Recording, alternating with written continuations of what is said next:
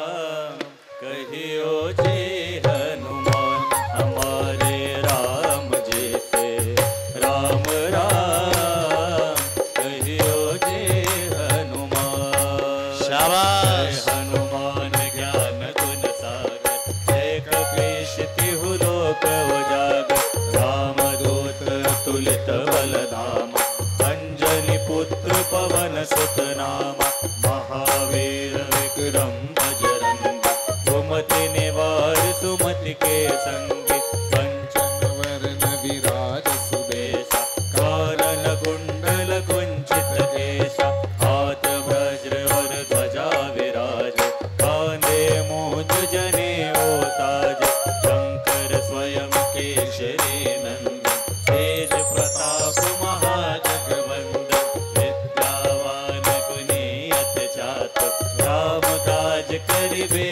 को प्रभु चरित्र सुनिबे को रसिया राम लखन सीता मन बसिया सूक्ष्म रूप धरि सिंह दिखावा विकट रूप धरि लंका जलावा हेम रूप धरि असुर संहार रामचंद्र जी के काज सहारे आय सजीवन लखन जियाय श्री रघुवीर हर्ष उर लाए रघुपति कीन्ही बहुत बड़ाई तुम मम प्रिय भरत सम भाई सहस बदन तुम रोजस गावे अस कहि श्रीपति कंठ लगावे सनकादिक ब्रह्मादि मुनीषा नारद सारद सहित अहिंसा सब कुबेर दिगपाल जहात कवि गोविंद कहे सकय कहाते तुम उपकार सुग्रीव केना राम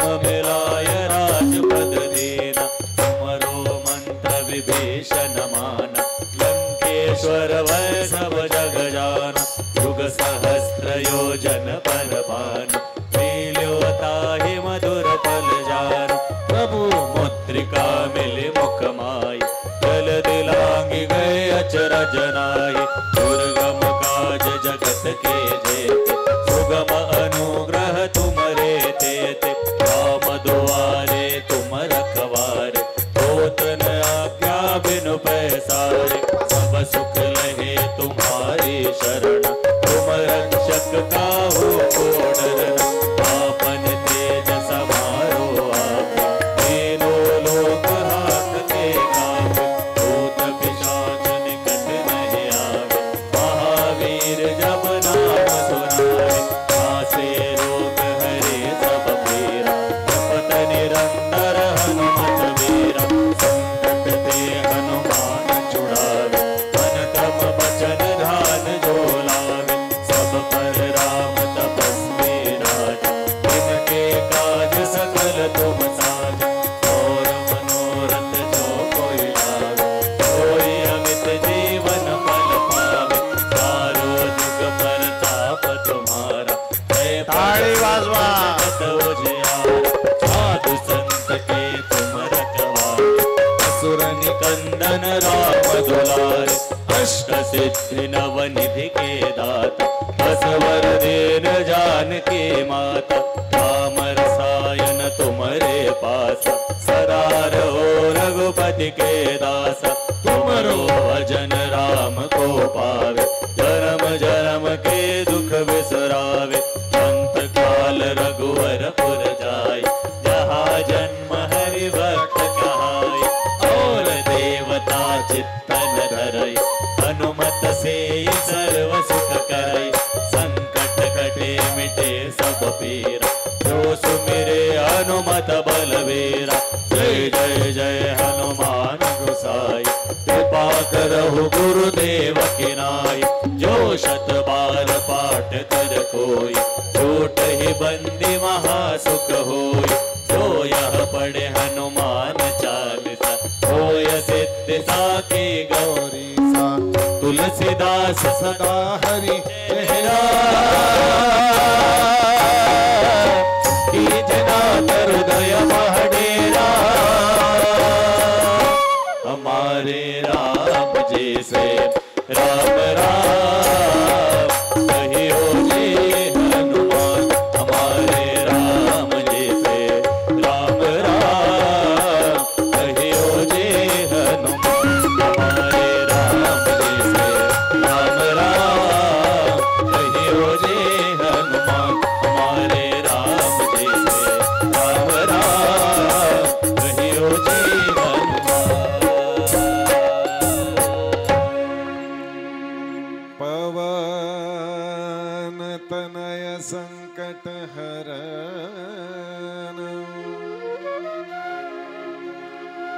मंगल मूर्ति रूप राम लखन सीता सहित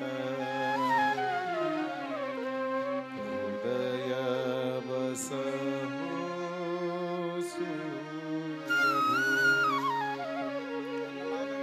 लखन सियावर रामचंद्र भगवान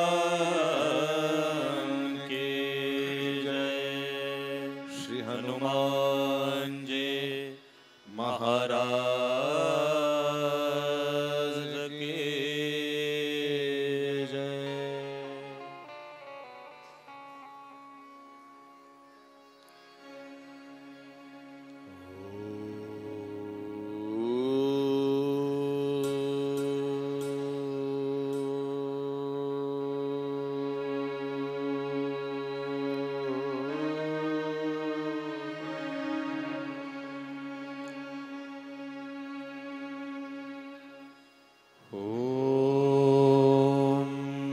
शिव ओम शिव परात्परा शिव ओंकारा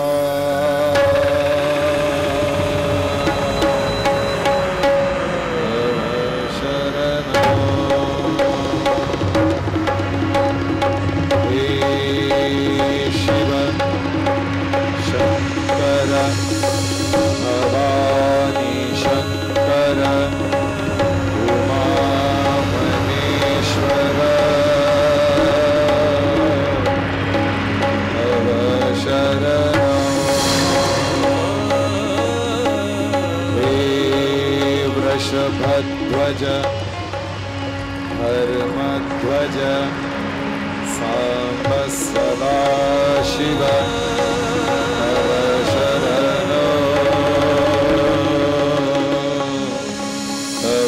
शरणं। हे जगदीश्वर पिनाकपाणि पुण्यशंकर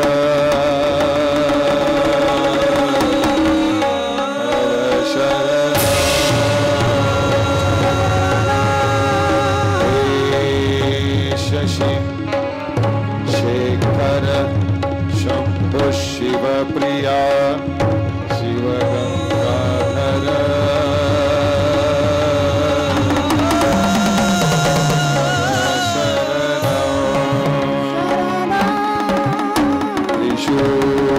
त्रिशूलपाणि सोम शिव प्रिया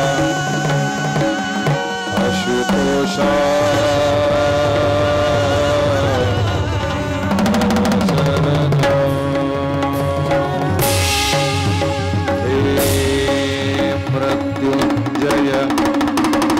पशुपति शंकर भुजंगभूषण तव शरणं। हे अविनाशी कैलासवासी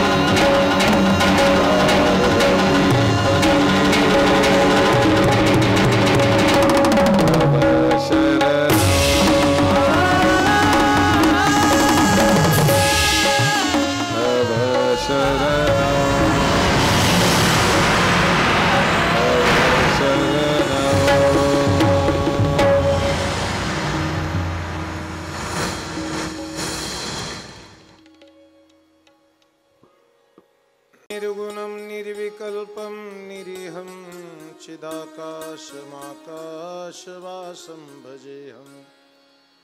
निराकारमोङ्कारमूलं तुरीयं गिराज्ञानगोतीतमीशं गिरीशं।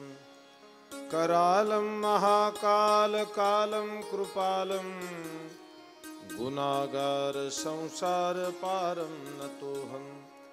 तुषाराद्रिसङ्काशगौरं गम्भीरं मनोभूतकोटिप्रभा श्रीशरीरम् स्फुरन्मौलिकल्लोलिनी चारुगङ्गा लसद्भालबालेन्दुकण्ठे भुजङ्गा चलत्कुण्डलं भ्रूसुनेत्रं विशालं प्रसन्नाननं नीलकण्ठं दयालं मृगाधीशचर्माम्बरं मुण्डमालं प्रियं शङ्करं सर्वनाथं भजामि प्रचण्डं प्रकष्टं प्रगल्भं परेशम् अखण्डम् अजं भानुकोटिप्रकाशं त्रयशूलनिर्मूलनं शूलपाणि भजेऽहं भवानीपतिर्भावगम्यं कलातीतकल्याणकल्पान्तकारी सदा सच्चिदानन्ददाता पुरारी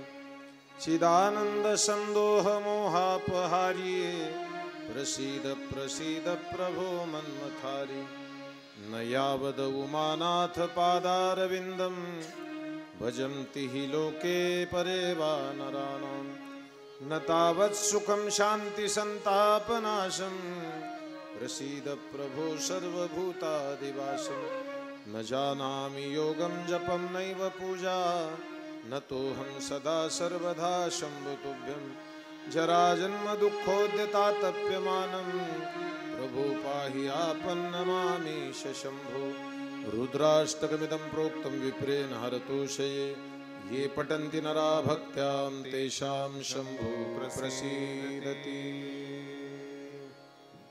मना माग मना माझ्या कैलास राणा शिवचंद्रमौळी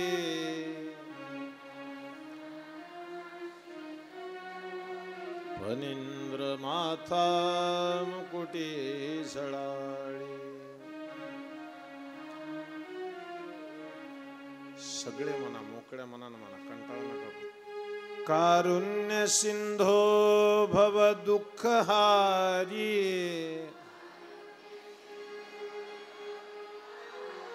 तुझवीन शंभो मज कोण तारी आस जटा विभूती उटी चंदनाची कपाल माला प्रीत गौतमीची पंचानना विश्वनिवांतकारी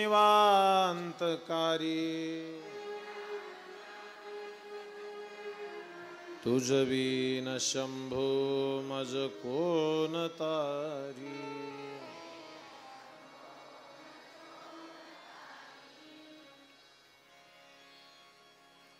भोले बाबा भोले बाबा भोले बाबा ओ भोले बाबा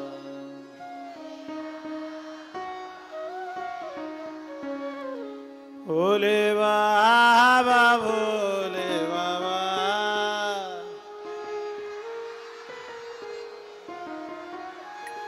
भोले बाबा भोले बाबा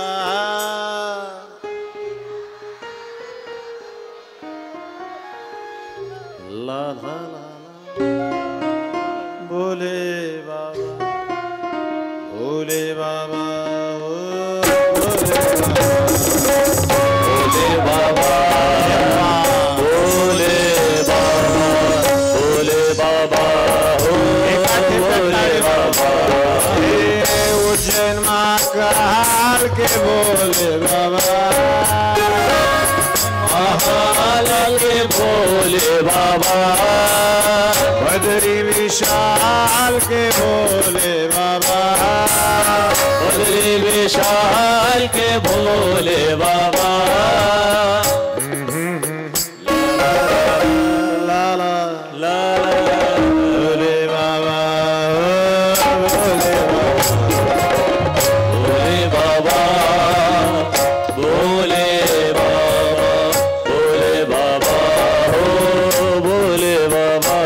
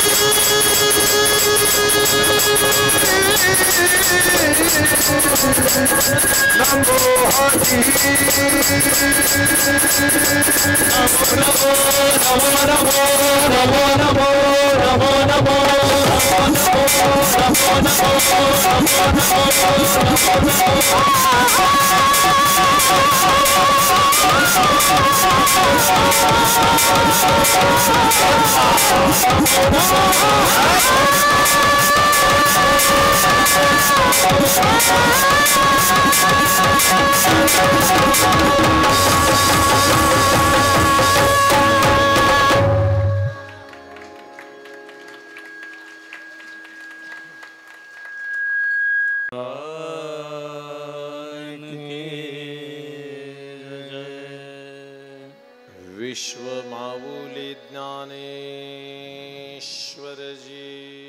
महाराज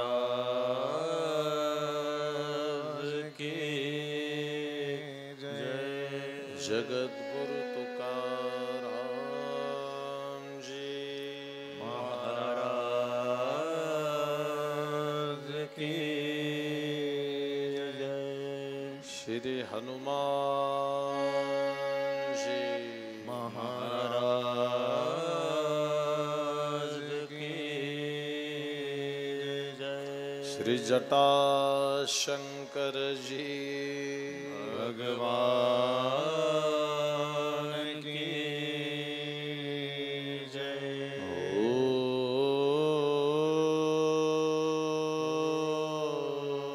नमः पार्वती पतये शिव हर हर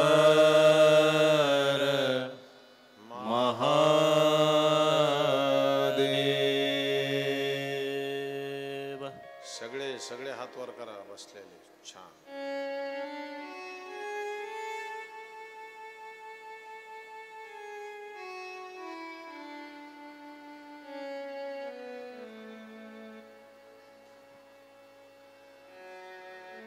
खाली आवाज नका येऊ देऊ।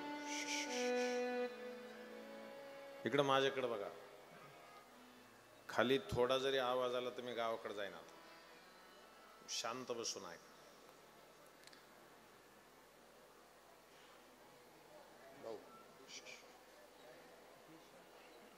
एक मिनिट शांत बस।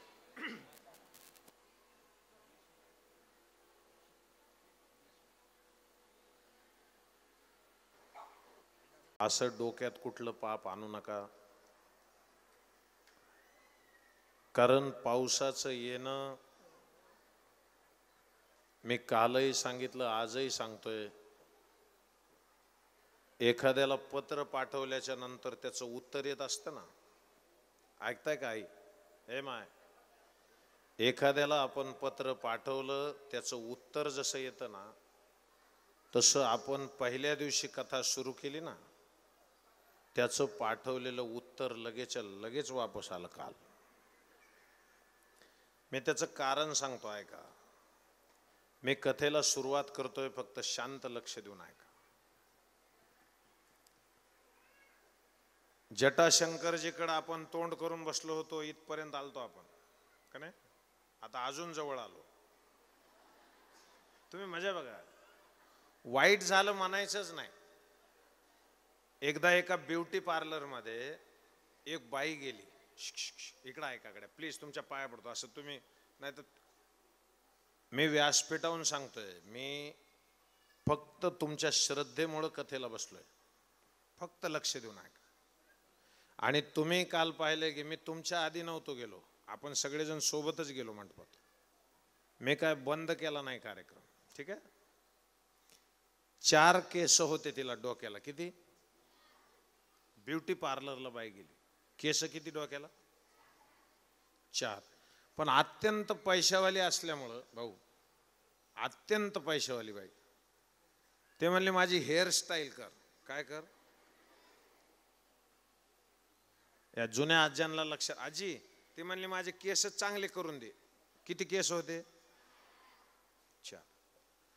आता ते पार्लरवाली बाई म्हणायची त्याला की अहो तुमचे केस 4च आहेत. ते म्हणले पैसे किती बी घे, पण काय कर म्हणा ना, हेअरस्टाईल. हे काय रे भाऊ. मग ते हेअरस्टाईल करताना गडबडीमध्ये तिच्या हातून एक केस तुटला. कुणाच्या हातून? पार्लरवाल्या बाईच्या हातून. जमलं, चला. आता 3च केस राहिले. ती घाबरली. कोण? कारण ही पैसे जर जास्त देऊ शकते तर ही तिचं वाटोळ बी करू शकते.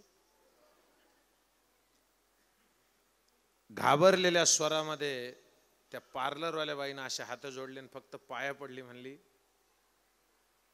वहिनी माझ्याकडून तुमचा एक केस तुटला, मला माफ करा. तर ती वहिनी म्हणली अगं नो टेन्शन, आता 3 आहेत ना, मग मी वेणी घाली. म्हणा काय म्हणली ती? वेणी घाली. पण तू तुझं काम करत राहा. काय काम करती? 3 ह्याच्यावर ऐका ना.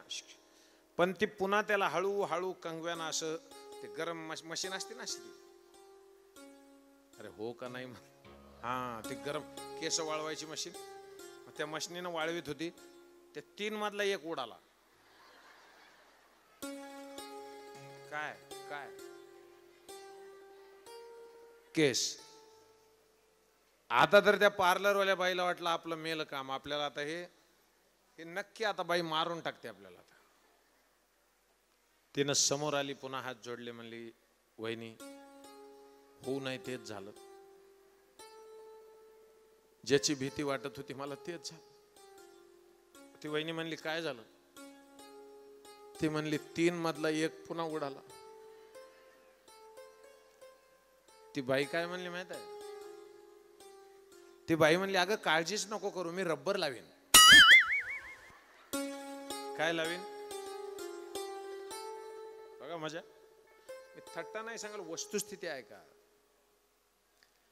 आणि शेवटला ते कांगव्यानं भांग पाडताना त्या 2 मधला, किती हुशार आहेत तुम्ही बघा, तिचे केस गाळायलाच बसलात तुम्ही. किती उडाला त्याच्यातला? बोला. 1. उठून घरी पाठवे. अजिबात मोकार धंदा नाही झाला, अजिबात नाही. तुम्ही कुणाचे बी असले तरी. नाही तर मला कथा बंद करा, मला गावाकडे जा, मी जातो. हा चला इकडे लक्ष द्या. मी लाचारीसाठी परमार्थ करीत नाही. डोंगर कडावाल्यानं बुक्का लावा आणि त्याच्यानंतर मी किराणा भरावा, इतका लाचार आधी बी नव्हतो ना आज बी नाही. ज्याला वाटतं ना शर्मा महाराज पैसे जास्त घेतो कमी घेतो, त्याच्यासाठी सांगाल. काही गोष्टी कळाव्यात म्हणून सांगाल. मी जेवढे घेतो तेवढे डोंगर कडेवाले देत बी नाहीत, हे लक्षात घ्या. फक्त शांततेनं ऐका. माझा भाव सांगायला तुम्हाला. किती राहिले केस? आता तर तिला रडूच आवरलं नाही. ती पार्लरवाली पायावर डोकं ठेवून म्हणली एकच केस राहिला आहे ताई, तर ती काय म्हणली माहित आहे? ती म्हणली अजिबात काळजी करू नका, आता मी ते मोकळं सोडेन. काय एकच तस पहिल्या दिवशी पाऊस, दुसऱ्या दिवशी चिखल, तिसऱ्या दिवशी मंगल कार्यालय. पण आपण हाल सोडायचे. तुम्ही लक्षात घ्या, आपण कथेचे हाल सोडायचे. तिचे 4 होते, 3 राहिले, तर काय म्हणली? ये निघाले ना. आपल्याला पाऊस पडला तर आपण काय म्हणू? चिखलात बसू. पुन्हा पडला, पुन्हा बसू. आता चिखलात पायच ठेवता येईना गेला. मंगल कार्यालयात येऊन पण शिवपुराण ऐकायचं म्हणजे असं आहे ते लक्षात घ्या.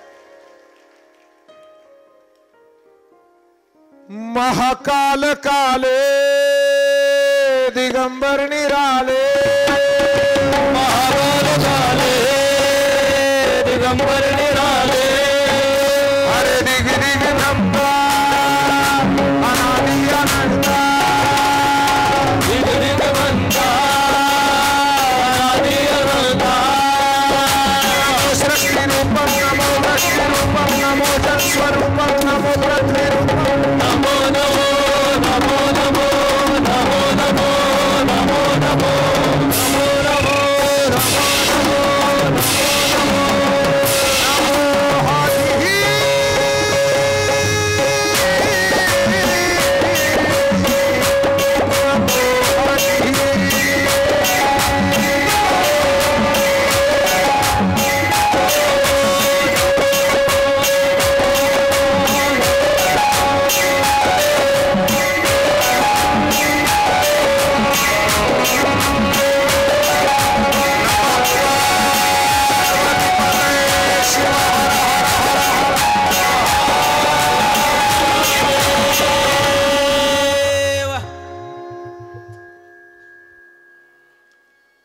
काल आपण महादेवाच्या पूजा पाहत होतो. शांततेनं ऐका माय, आपसात न बोलता ऐका. दर सोमवारच्या दिवशी दिवसभर उपवास करून संध्याकाळी महादेवाची पूजा करून जर जेवण केलं तर दारिद्र्याचा नाश होतो असं म्हणतात.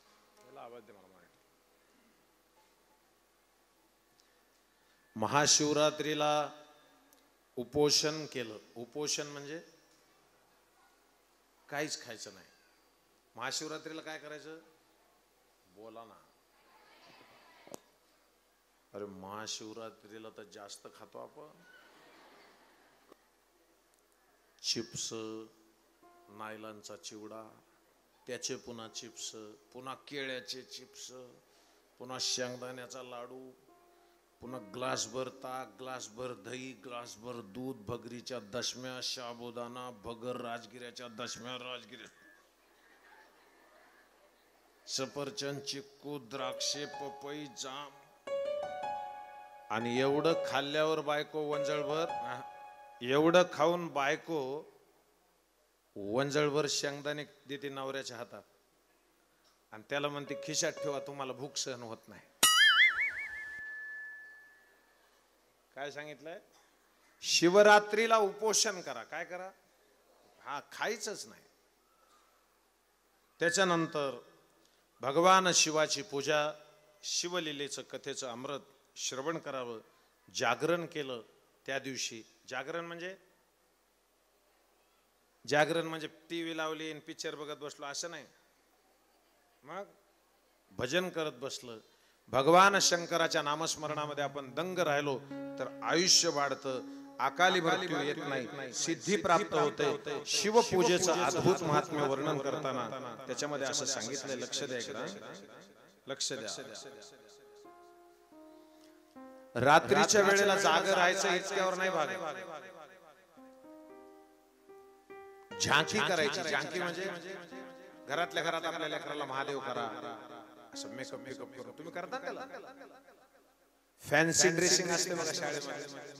मग तुम्ही त्याला कृष्ण करता ना. कृष्ण करायचं तुम्हाला वाटतं लई सोपं. मोराचा पीस आणि कमराला फुकणी,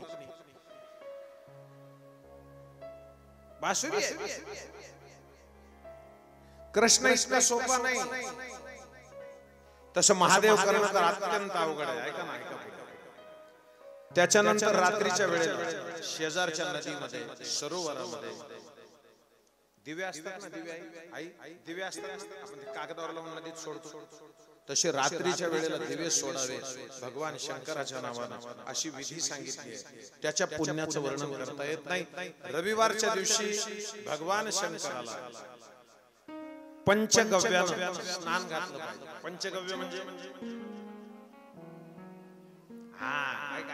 एवढा एक फरक लक्षात ऐकायला ना तुम्ही शांत ऐका. आता घरी बसल्यासारखं आता काय लोड आहे का? आता किती वेळा आला आपल्याला काय टेन्शन, पण जेव्हा तुम्हाला कधीच टेन्शन नसते तेव्हा ते येतच नसतो. बघा सुमित कुठे येताना गाडी इकडे भरून आलंय, मला भीती बसली तुझ्या मनात. इकडे बघा, पंचगव्य आणि पंचामृत याच्यातला फरक सांगू. पंचगव्य म्हणजे काय? गाईचं शेण, गौमूत्र, गाईचं दूध, गाईचं तूप आणि मध. किती झाले? शेण, गौमूत्र, गाईचं दूध, गाईचं तूप आणि मध. तूप कणाचं? तुम्ही बघा. आणि ते बी पुन्हा गावरान गायचं. गाय कोणची? थोडं मोकळं बोलू. गाई ऐकता का तुम्ही? ऐका लक्ष. गावरान कोणाला म्हणतात माहिती का? जी गावात रानात फिरते तिला गावरान म्हणतात, आणि जी जराशी बाहेर निघत नाही तिला जर्सी म्हणतात.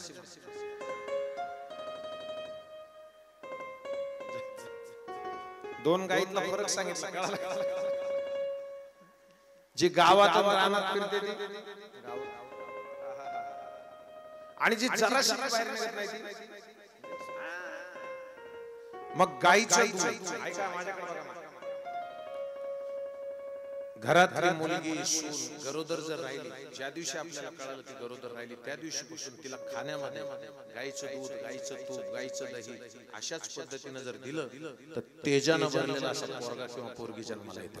तुम्ही अभ्यास करा. पण आपली अडचण अशी गाय आणावं ज्याच्या त्याच्या घरापुढे डोबडे. पंचगव्याचं स्नान लक्षात आलं. आणि पंचामृत म्हणजे काय? दूध, दही, तूप, मध, साखर. तेव्हा मेलं म्हणा म्हणा तुम्ही म्हणा.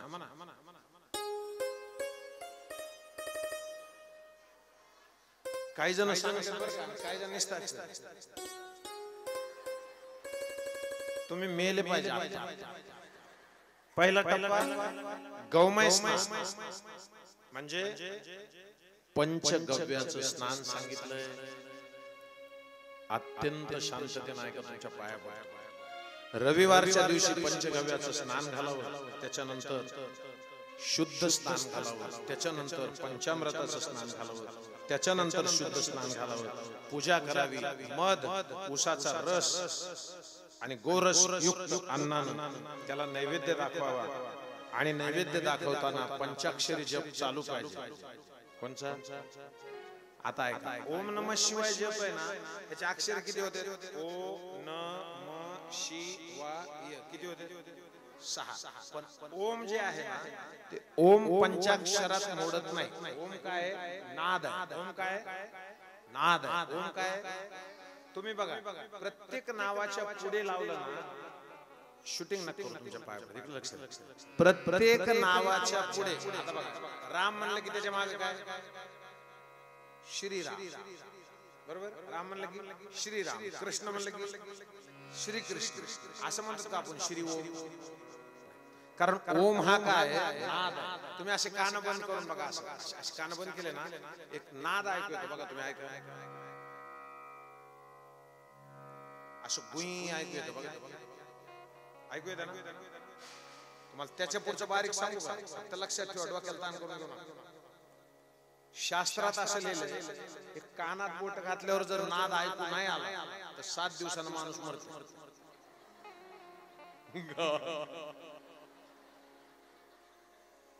ह्याच्यातलं एकही अक्षर खोटं नाही. पण नाद शब्दाचा अर्थ नीट समजून घ्या. ते वाजतच गुंज. तुम्ही बघा असं केलं. आता ज्यांनी बघितलं नव्हतं का आतापर्यंत अंक्या बघायला साऊंड वाला त्याला वाटतं मरतोच काही. इकडे बघा. लक्षात आलं तुमच्या? ऐका. ओम काय आहे? नाद.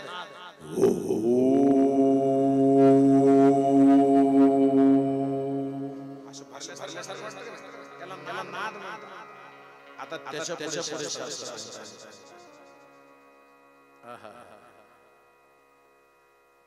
प्रणव नावाचा शब्द जो आहे ना, तुम्ही ऐका. काल तुम्ही पावसात ऐकलं नाही, सुरू झालता ना तेव्हा मी सांगत होतो. मोजक्या लोकांनी लक्ष देऊन ऐकलंय.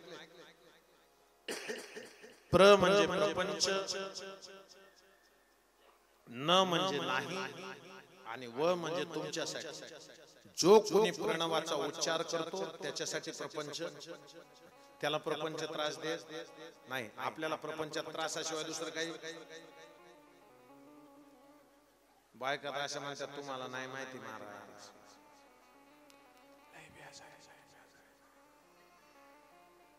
उग मी आहे म्हणून चाललंय. खरे नवरा बायकोचे भांडणं आहे म्हातारपणी. सुरुवातच तिथून. माझ्याशिवाय कोणी टिकलं नसतं. कारण दोघं एकमेकाची पोती ओळखी. आता प्रणव शब्दाचा अर्थ लक्षात आला तुमच्या? त्याच्या पुढे नेऊ. अक्षर रूप जे आहे ना, ज्याचा क्षर होत नाही, ज्याचा क्षर होत नाही त्याला ओम म्हणतात. जे संपत नाही ते ओम. आणि त्याच्या पुढे सूक्ष्म रूपामध्ये 5 शब्द टाकलेत. नमः शिवाय. याला काय म्हणायचं? पंचाक्षरी जप. ओम म्हणजे शिव, म्हणजे अ म्हणजे शिव, उ म्हणजे शक्ती, आणि म म्हणजे या दोघाला जोडणार. या 3 तत्वाचं एकत्रित केलं की काय होतं? जमलं? आता पुढे चला. याच ओम नमः शिवायचा जप केल्याच्या नंतर 9 कोटी जप जर केला तर माणूस शुद्ध होतो. किती? हे समोरचं माग ऐकू यायले का? ऐकू यायले का? हात वर करा. कुठं ऐकू येतं? छान. बास. धन्य झालं. 9 कोटी जप केल्यावर माणूस काय होतो? शुद्ध होतो. आता शुद्ध झालंय. अजून काय देवाच्या दिशेने गेलं? आता त्याच्या पुढे आणखी 9 कोटी जप केला म्हणजे किती झाले? तर पृथ्वी तत्वावर विजय मिळवता येतो. किती?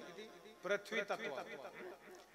त्याच्यापेक्षा 9 कोटी जास्त झाला तर जल तत्वावर विजय मिळवता येतो.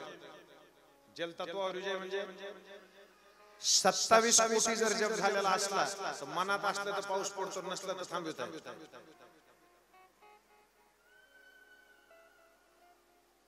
आता कवा याच्यात मी एक अक्षर सुद्धा मनाचं सांगायला. 27 कोटी जप झाल्याच्या नंतर म्हणजे 9 कोटी 3दा झाल्यावर जलतत्वावर त्याच्यापेक्षा जास्त 9 कोटी झाला. असं एक करत पंचमहाभूतावर. आणि असं 10 झाला म्हणजे 90 कोटी जप जर झाला तर पृथ्वी, तेज, वायू, आकाश ही 5 महाभूत, शब्द, स्पर्श, रूप, रस, गंध हे 5 ज्ञानेंद्रिय अशी 10 तत्व. आणि त्याच्यानंतर अहंकार जिंकण्यासाठी पुन्हा 9 कोटी म्हणजे 90. एका गावात एक आजी म्हणली आता दुसरं काय करावा का हेच करावं. 99 कोटी जप झाल्याच्या नंतर आणि त्याच्या पुढे सांगतो सगळा मिळून 108 कोटी जर जप झाला तर माणूस ज्ञानी होतो, योगी होतो, शुद्ध योग त्याला